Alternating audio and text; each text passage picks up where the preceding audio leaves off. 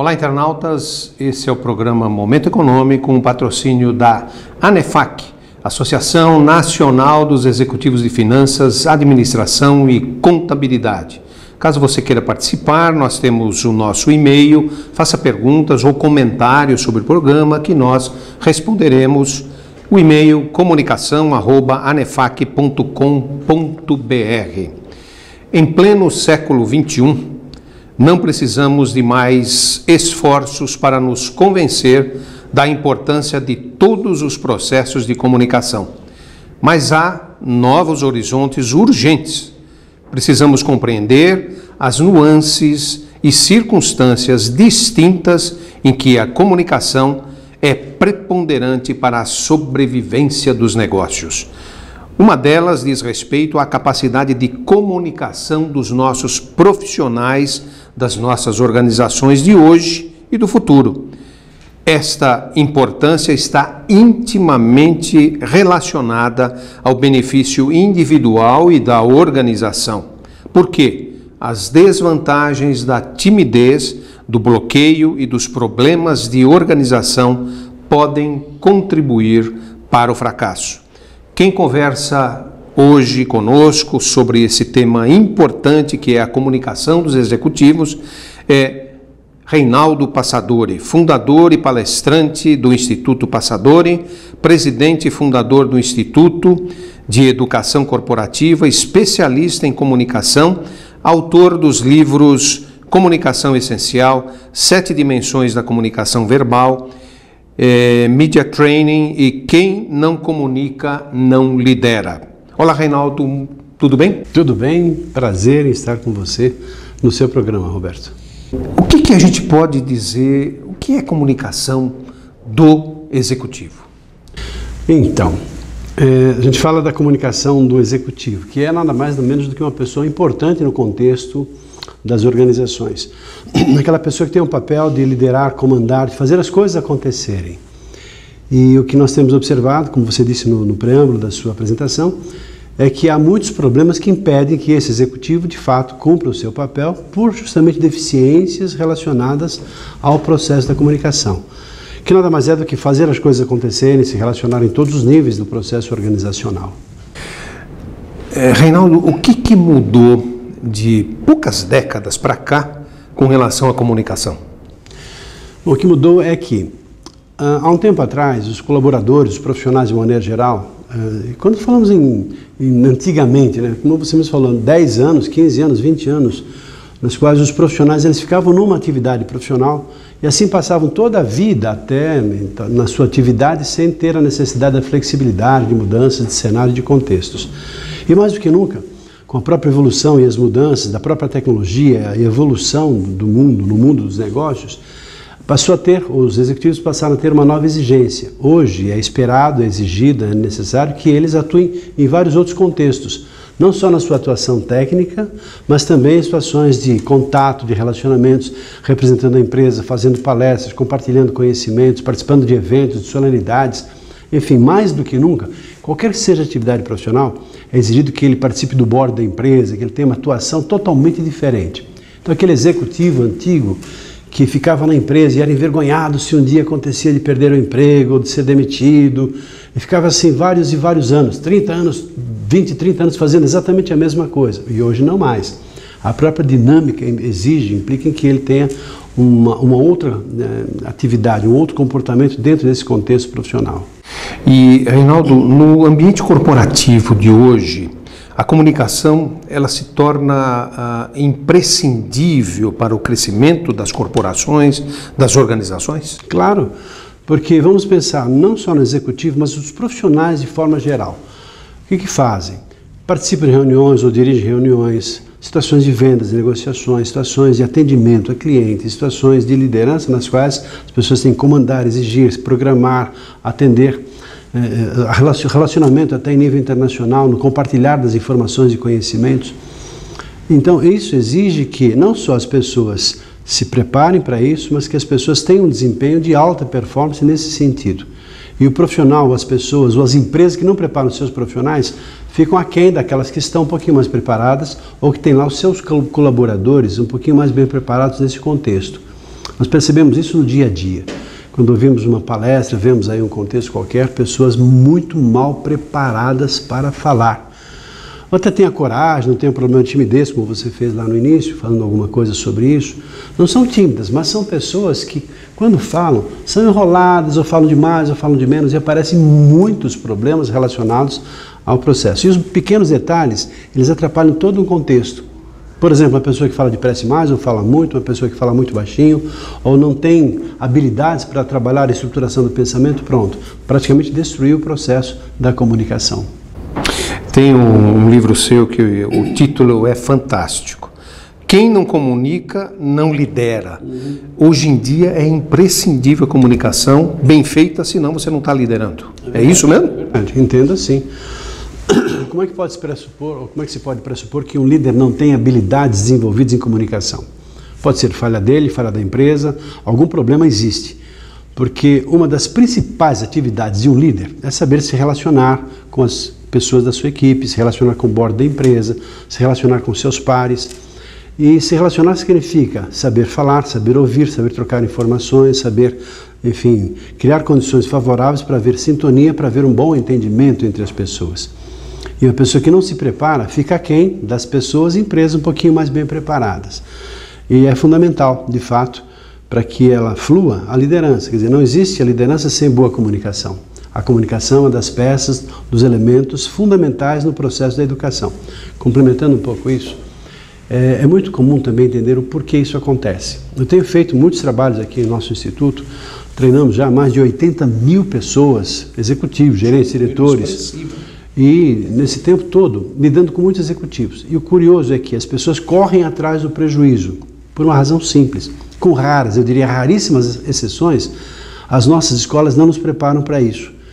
Então é comum a pessoa sair de uma estrutura convencional, do sistema educacional brasileiro, e ter muitas dificuldades para falar, porque não foram preparadas no momento que elas deveriam estar preparadas para isso. Poxa, então tem um paradoxo aí. De um lado, a necessidade fundamental, e de outro lado, a falta de preparo. Como eu disse, só para reforçar, com raras exceções, eu diria até muito boas e nobres e raras exceções. Mas a maioria das pessoas saem muito mal preparadas para se comunicar com as outras pessoas. E esse é um problema que nós temos, de uma maneira ou de outra, enfrentar na educação do nosso país. E Reinaldo, por que em tão pouco tempo, você falou em 15, 20 anos, por que em tão pouco tempo houve tanta mudança nessa questão corporativa com relação à comunicação? Não só em comunicação, mas as mudanças todas no cenário e no contexto global, em função do avanço vertiginoso da tecnologia. Então nós hoje, enquanto as comunicações eram feitas lá nos sistemas tradicionais, eu sou do tempo ainda do telex, do fax, não sei, você não. Então as próprias comunicações eram muito difíceis e as dificuldades que havia entre as pessoas, e as pessoas tinham certas tradições. E hoje, no mundo corporativo e globalizado, com as mudanças da tecnologia, se aceleraram muitos dos processos. E vivemos num mundo de mudanças, e mudanças muito grandes e rápidas. E se nós, por mais esforço que façamos, nós naturalmente não vamos conseguir acompanhar todo o processo das mudanças. Nós, na verdade, fazemos é perseguir as mudanças, né? E tendo em vista também a própria juventude, essa moçada que vem na geração X, Y, G, milênio, que vem com uma outra cabeça, que vem com uma outra mentalidade, nos impulsionando os mais tradicionais, os mais experientes também, a buscar informações não só para se manter no mercado, mas para sobreviver. Por quê? Porque o mundo é cheio de mudanças e mudanças muito rápidas. Então, num curto espaço de tempo, a tecnologia impulsionou uma mudança também nos comportamentos das pessoas, ainda mais no mundo corporativo, também a competitividade, a globalização. Então, a própria facilitação cria-se condições para que uma empresa deixe de ser apenas uma empresa que flua num certo espaço, mas ela passa a ter uma visão e uma interferência mundial nas suas ações, naquilo que faz, naquilo que pretende fazer em relação à competitividade, em relação aos novos negócios, em relação à criatividade. Tudo isso faz parte do mesmo pacote de evolução na qual vivemos atualmente. E, Reinaldo, você comentou muito bem essa questão da tecnologia. Tecnologia e comunicação. O risco hoje de erro é muito maior por causa dessa velocidade que você estava comentando? Talvez o de aparecer na comunicação escrita. E voltando àquilo que eu disse agora há pouco, né? O Enem é uma evidência disso, de que os nossos jovens e as pessoas estão muito mal preparadas, não só no português, mas na escrita, mas com comunicação de forma geral. As pessoas nem sempre estão preparadas, eu diria, estão muito mal preparadas nesse contexto. O que acontece então? A tecnologia, ela evidencia aquilo que existe de verdade. Não só os acertos, mas também principalmente os erros. E outro detalhe também, a tecnologia, ela não veio substituir o processo da comunicação humana. Ela veio facilitar o processo de interação, porque enquanto nós tínhamos lá as telefonias antigas que não funcionavam, hoje não, você aperta um botão e se conecta com pessoas de toda a parte do mundo e em videoconferências ou até em falas a cada momento. Fazemos muitas reuniões via Skype, ou seja, tem todo um processo aí que facilita a vida da gente. O que também não significa que nós não devemos nos preparar na condição de comunicadores. Vamos usar a tecnologia, sim, que vai facilitar o contato, mas por trás da tecnologia existe o ser humano, que tem o rubor quando fica envergonhado diante de uma situação nova, que passa por limitações das mais diversas. Então, tudo isso faz parte, digamos, de um processo de adaptação, ou seja, nós precisamos nos adaptar à tecnologia e as crianças e os jovens que estão chegando agora no mercado já vêm, parece que embutidos, já tem lá um DNA ou um chip embutido, já vem com uma vivência totalmente diferente, porque nasceram já vinculados a um processo da tecnologia. O que exige das pessoas mais, como disse, mais tradicionais, uma necessidade de uma adaptação, de uma reformulação dos seus conceitos para poder acompanhar ou até, enfim, entender o que é importante e fazer as melhores escolhas para, no mínimo, sobreviver nesse cenário que cada vez se torna cada vez, né, nesse sentido, mais exigente e mais complicado. E, Reinaldo, tem profissionais que já estão mais habilitados para a comunicação? Ou todos podem se preparar e atingir uma boa comunicação? Eu diria que cada vez mais, pelo que eu tenho observado, as pessoas estão cada vez menos preparadas para a comunicação, infelizmente. É curioso isso, porque assim, há pessoas que ficam desde cedo muito nas tecnologias, geração videogame, enfim, e pouco preparam no processo da comunicação verbal, notadamente. Por isso que as pessoas têm muitas limitações, não só em relação à própria estrutura, digamos, da educação como um todo, mas pela própria falta de experiência. É necessário que as pessoas falem bem. Só que nem sempre o que acontece é esse preparo para isso. Agora, todas as pessoas podem se preparar para isso. Mesmo porque, vamos pensar uma reflexão que proponho para você que está nos ouvindo. Você toca algum instrumento musical? Você tem habilidade com a música? E quem é que garante que você não é um artista em potencial latente, só que não teve a oportunidade de perceber o seu potencial e desenvolver? Só que a comunicação, muito embora algumas pessoas tenham mais facilidade do que outras pessoas, a comunicação é um elemento fundamental, é uma condição básica para que as pessoas possam se relacionar, criar um clima organizacional, mostrar o seu potencial, se vender, negociar, persuadir, etc. Isso pode ser desenvolvido. Há técnicas, há recursos, há todo um preparo ajudando as pessoas no processo de o que elas podem fazer de melhor a cada dia para poderem mais e mais influenciar outras pessoas. Em todos os sentidos e em todas as profissões, né?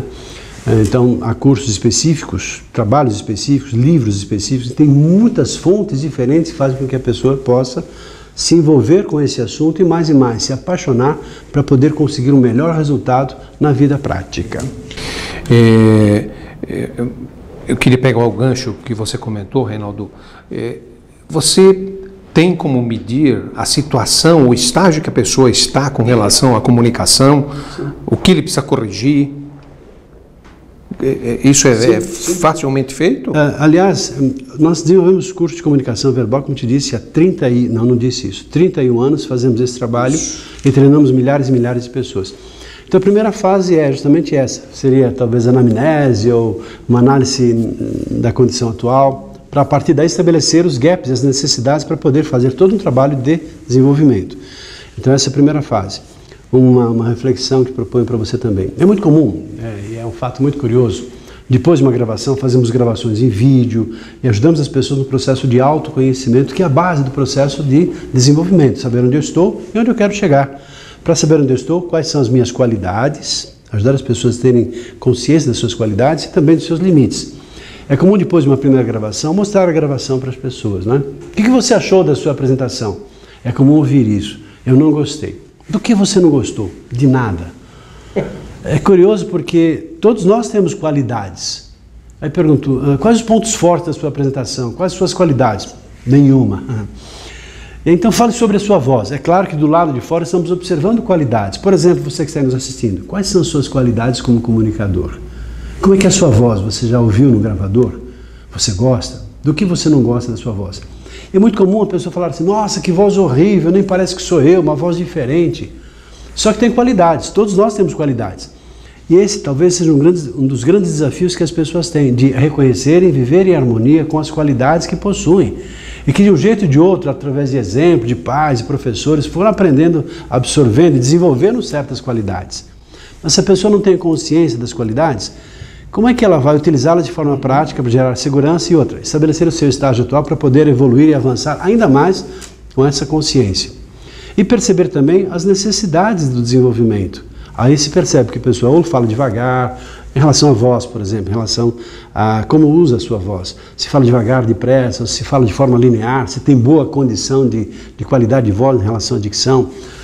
Na parte corporal, se faz gestos ou não, se são adequados, se a expressão facial é condizente, é congruente com aquilo que está sendo dito. Na parte intelectual, se ela organiza, expõe os seus pensamentos, suas ideias, suas emoções de forma estruturada, lógica, coerente, congruente. E assim vamos percebendo os limites também. E a partir daí se estabelece um plano de ação, ou seja, aquilo que precisa ser devidamente trabalhado, isso é feito em cursos específicos, de acordo com as características e necessidades, ou das pessoas, ou das empresas que nos contratam para que esse trabalho seja desenvolvido. Reinaldo, eu preciso pedir licença a você, ao internauta. Nós vamos para um rápido intervalo e já voltamos.